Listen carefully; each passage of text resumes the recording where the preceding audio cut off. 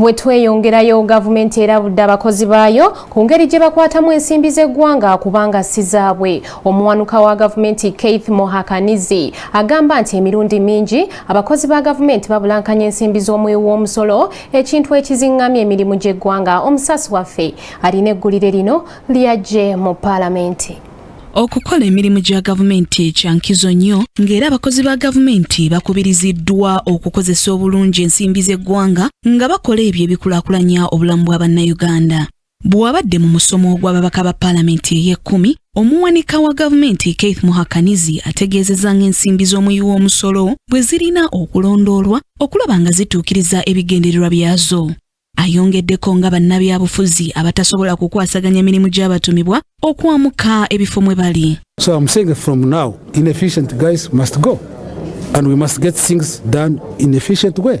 And you and me, civil society and the press must hold everybody at ransom to ensure we get that one.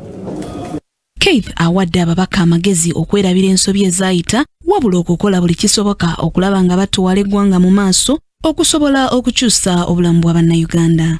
Omukugu mu byenfuna Professor Augustus Nuwagaba ategeezezza ng'eggwanga bwe lirina okulondoola amateeka ge likola okusobola okutuukiriza ebiruubirirwa byago.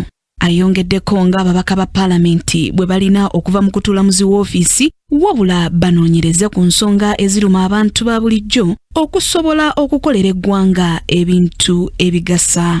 Kakati gavumenti tubadde tugigamba nti bateekwa okuteeka kwessira kulaba nti ebintu ebitongole byayogedde tebajja kukola ne babiwandiika by'ebintu bye byennyini ebiteekwa kuteekwa mu nkolero. Tubaagala nti babeere abakakamu, babeere abasajja n'abakazi nga baagala kukolera Uganda, si kukolera ekibiina, si kukolera amadiini, si kukolera mawanga, kukolera ki bannayuganda. Bo ababaka bategeezezza ng'omulimu gw'okulondoola ensimbi z'omuwi w'omusolo bwe kitandibadde kizibu wabula nga beetaaga gavumenti okubamanyisa ebintu mwe batadde ensimbi. Obudde bwe butuuka ne tugamba nti laba twakutoona omubbi yadye zino ne batandika ne balobinga ne bagenda wa pulezidenti Paalamenti etuwalana.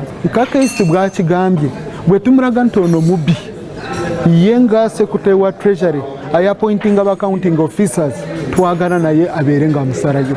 Okulondoola kikulu nnyo era tulowooza nti naye ababaka basooke babawe ennondoola ematiza mu bitundu byabwe nga buli sente zibaweereza omubaka afundako okumanyisibwa. Omusomo gw'ababaka ba Paalamenti ey'e10 ogw'ennaku 5 gukomekerezeddwa ng'era sabbiiti ejja lwe bagenda okuteeseza eggwanga mu bujjuvu.